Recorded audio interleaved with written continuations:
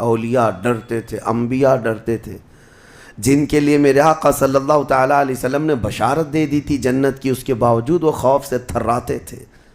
دوزخ کا ذکر آتا قرآن پاک میں تو اللہ نے سورہ فجر میں فرمایا کلا اذا دکت الارض دکن دکا وجاء ربک والملک صفا صفا وجیء یومئذ بجہنم، یہ وہ دن ہوگا جب پوری زمین ہلا دی جائے گی، ہلا دی جائے گی، سب کچھ ہل جائے گا، اور فرشتے صف در صف اللہ کی بارگاہ میں ہیبت سے کھڑے ہوں گے، کسی کی بات کرنے کی ہمت نہیں ہوگی، اور اس وقت دوزخ کو لایا جا رہا ہوگا۔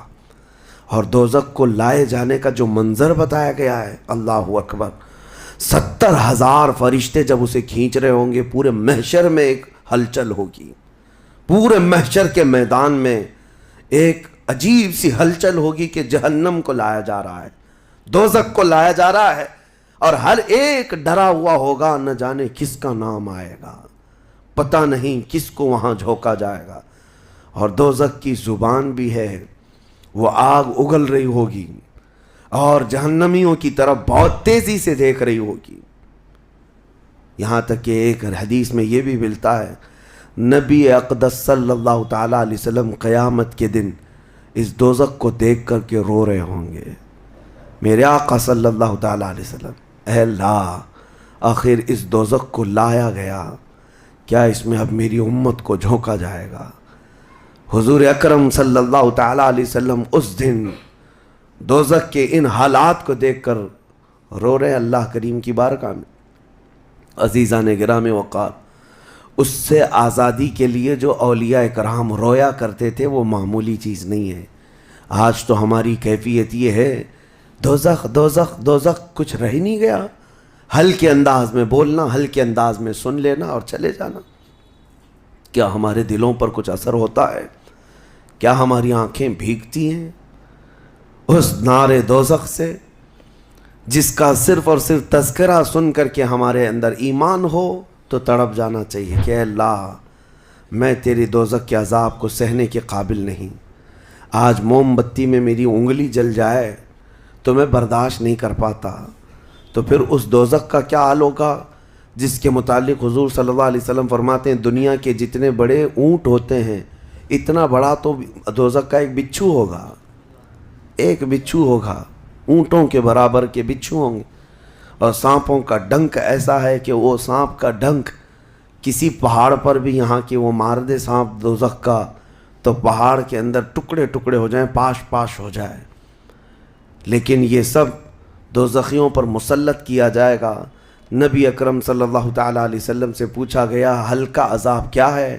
آپ فرماتے ہیں آگ کی جوتیاں پہنائی جائیں گی جس کی گرمی سے تانبے یا پیتل کی پتیلی میں کوئی پانی جیسا پکتا ہے ایسا اس کا بھیجا پک کر ابل رہا ہوگا، اور وہ یہ سمجھے گا کہ میں سب سے بڑے عذاب میں مبتلا ہوں۔ حضور فرماتے جبکہ وہ سب سے ہلکے عذاب میں ہوگا، اور جو دردناک عذاب ہے، جو ذلت والا عذاب ہے، جو بڑا عذاب ہے، اس کا تو اندازہ ہی نہیں۔ لیکن یہ تمام حالات اس رمضان کے اخیر عشرے میں اسی لیے عرض کر رہا ہوں کہ یہ عشرہ وہ مبارک ہے کہ جس کے متعلق حدیث میں ہے کہ اس میں اللہ تعالیٰ بہت سارے لوگوں کو دوزخ سے آزاد کرتا ہے۔ وہ کون لوگ ہوں گے جو دوزخ سے آزاد ہو رہے ہوں گے؟ کاش ان کو طلب ہوتی کہ ہم دوزخ سے آزاد ہوتے اس آخری عشرے میں، ورنہ آخری عشرے میں تو لوگ رات بھر کیرم کھیلنے میں گزار رہے ہیں، رات بھر فٹ بال اور کرکٹ کھیل کر کے، جبکہ بخشش کی راتیں ہیں۔ اللہ کریم ارشاد فرما رہا ہے ان راتوں میں مجھ سے مانگ لو میں تمہیں جہنم سے آزاد کروں گا۔ کس کو پڑی ہے؟ کس کو پڑی ہے؟ ہر کوئی یہ سوچتا ہے کہ رات کس طرح سے بتائیں۔ لوگ اپنے رات کے ٹائم پاس کرنے کے لیے الگ الگ ہیلے بہانے ڈھونڈ رہے ہیں، کسی کو لوڈو کھیلنا ہے، کسی کو کیرم کھیلنا ہے، کسی کو کرکٹ کھیلنا ہے۔ او امت مصطفیٰ تمہاری قسمت کیا ہو گئی؟ تمہاری سوچیں اور تمہاری فکریں کیسے بدل گئی؟ زندگی تو کھیل کود میں گزری ہی ہے، کیا یہ آخری عشرہ بھی تم اسی طرح کھیل کود میں گزارو گے؟ وہ رحمان رب ذوالجلال جس کی ہیبت سے ملائکہ کانپ رہے ہیں، ملائکہ تمہاری طرف دیکھ کر کے کیسے رشک کرتے تھے، لیکن آج کیا ہو گیا تمہارے اوپر؟ آج بھی ملائکہ دیکھ رہے ہوں گے، اور اللہ کریم روزانہ پکار رہا ہے اس امت کو، لیکن یہ امت اس کی طرف توجہ نہیں کرنا چاہتی۔ کسی کو مانگنا نہیں ہے کہ مولا ہماری بخشش کر دے۔ تراویح میں بھی تو ایسے بھاگتے ہیں جیسے لگتا ہے کہ باہر ان کا سامان چھوٹ گیا ہے، ایسے فوراً مسجد سے بھاگ کر چلے جائیں۔ تمہیں 1 گھنٹہ اللہ کے گھر میں بھاری پڑ جاتا ہے، کوئی حافظ اگر 10 منٹ زیادہ کر دے تو اس کے اوپر بمباریاں ہو جاتی ہیں، لوگوں کو ایسا لگنے لگتا ہے جھیلا دیا آج تو اس نے، کس کام میں؟ ارے میرے عزیزو، جو جنتی خواتین کی سردار ہے میرے مصطفیٰ کی بیٹی، سجدے سے سر اٹھاتی تھی صبح کے وقت، پھر یوں کہتی تھی کہ مولا تیری راتیں کتنی چھوٹی ہو گئی کہ میرا سجدہ پورا نہیں ہو پاتا، تیری راتیں کتنی چھوٹی ہو گئی کہ میرا پورا سجدہ نہیں ہو پاتا، اور تم یہاں پر رکعتوں کو گن گن کر کے بھاگنے کی فراق میں ہو۔ دنیا کے ہزاروں کام پڑے ہیں میرے عزیزوں، لیکن کیا ہوگا اس دن جب قیامت کے دن فیصلہ سنا دیا جائے؟ اس دن سوائے اس کے کچھ نہیں کہو گے کہ اے اللہ ربنا اخرجنا نعمل صالحا، اے اللہ ہم کو یہاں سے نکال دے، ہم نیک کام کر کے آئیں گے۔ یہ قرآن میں ہے، دوزخی ہر ایک پکارے گا ربنا اخرجنا نعمل صالحا غیر الذی کننا نعمل، پہلے جیسے کرتے تھے ویسا نہیں کریں گے، ہم اچھا کام کر کے آئیں گے، ایک بار ہم کو نکال دے۔ رب تعالیٰ فرماتا ہے کلا، ہرگز نہیں، ہرگز نہیں۔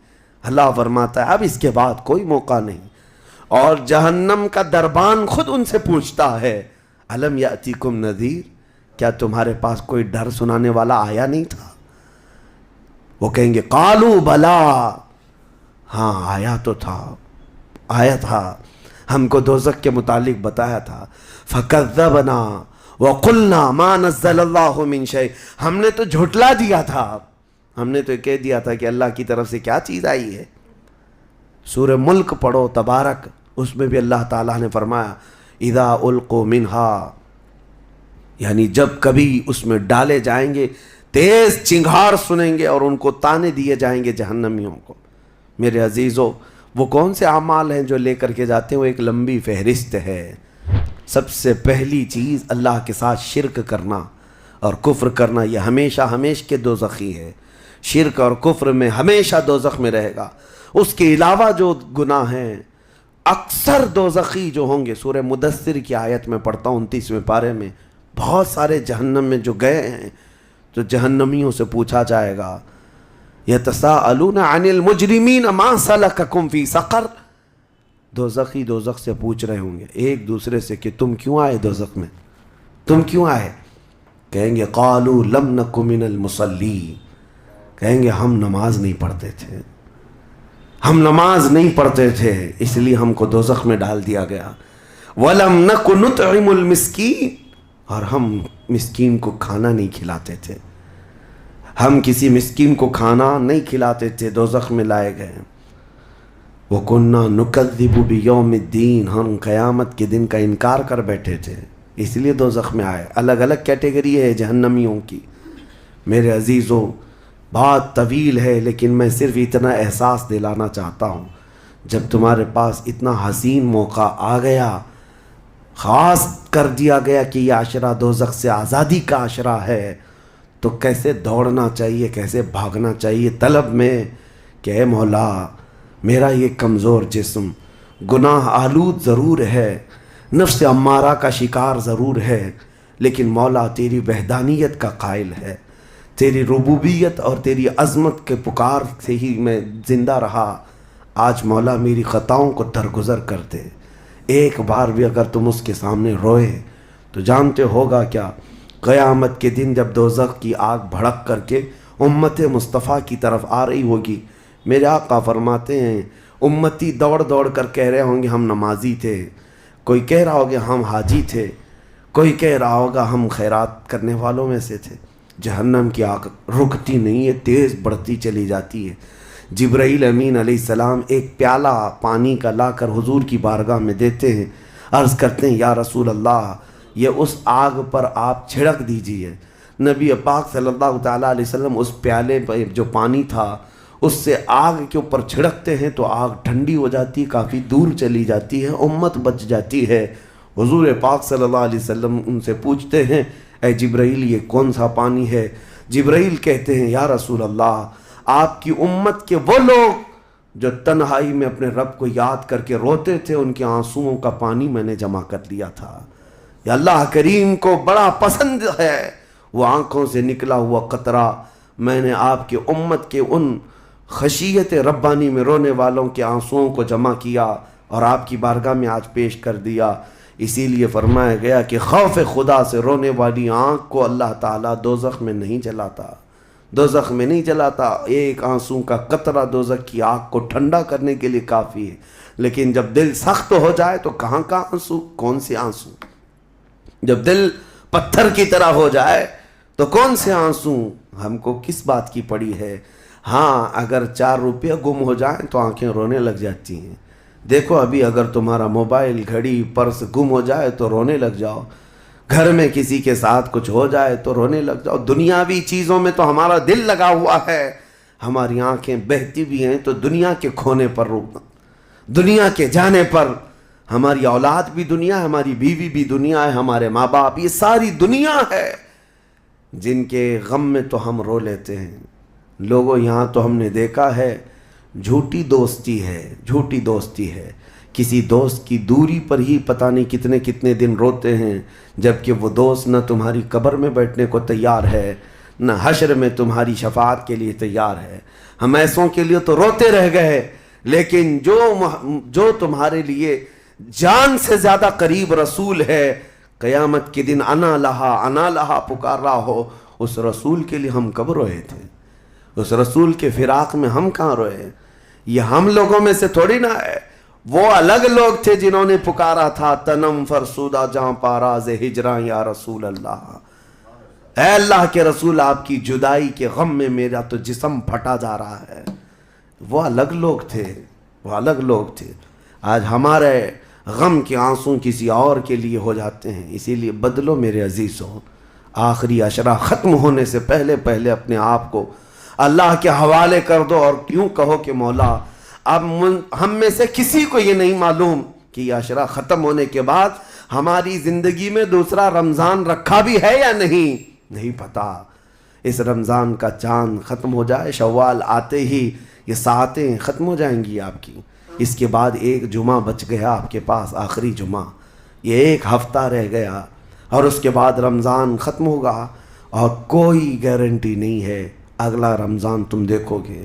پچھلے رمضان جنہوں نے میرے سے مصافحہ کیا تھا، جو میرے ساتھ بیٹھے تھے، آج وہ قبرستان میں ہیں، میں جانتا ہوں، میں جنازہ اٹھایا ہوں، میں نے جنازہ پڑھا ہے، جو رمضان المبارک میں بالکل صحت مند تھے، لیکن اس رمضان تک ان کی زندگی نہیں رکھی گئی تھی، وہ جا چکے۔ لیکن میں یہ کہتا ہوں جانا تو مجھے بھی ہے، جانا تو آپ کو بھی ہے۔ ہم میں سے یہ نہیں معلوم کہ آخری رمضان کو ہم قدر کے ساتھ گزاریں یا اسی طرح بے قدری میں گزارتے ہیں۔ میں بچوں سے کہتا ہوں یہ پلان کرنا، یہ منصوبے کرنا چھوڑ دو۔ آج کی رات کتنی گپیں لگائیں گے، آج کی رات کتنا کھیلیں گے، آج کی رات ٹائم کیسے بتائیں گے؟ میرے عزیزو، آج کی رات سوچو یہ کہ میرے مولا کو کیسے مناؤں گا۔ ہر رات یہ سوچو کہ میرے رب کو آج کیسے میں مناؤں، وہ کن الفاظ سے مانتا ہے، وہ کن باتوں سے رب تبارک و تعالیٰ خوش ہوتا ہے۔ اس تمنا اور اس فراق میں رہو۔ بہرحال اللہ کریم کی بارگاہ میں یہی دعا کرتا ہوں کہ مولا ہم اگرچہ تیری جنت میں جانے کے قابل نہیں، لیکن مولا تیری دوزخ کا عذاب سہنے کے بھی قابل نہیں۔ بس مولا بات اتنی سی ہے، تو اگر فضل کر دے تو ہم گنہگار بھی تیری جنت میں داخل ہو جائیں گے۔ الہی لست للفردوس اہلا ولا اقوى على نار الجحیم فاغفر ذنوبی بفضل جودک یا اللہ، فاغفر ذنوبی بفضل جودک یا اللہ، وآخر دعوانا الحمد للہ رب العالمین۔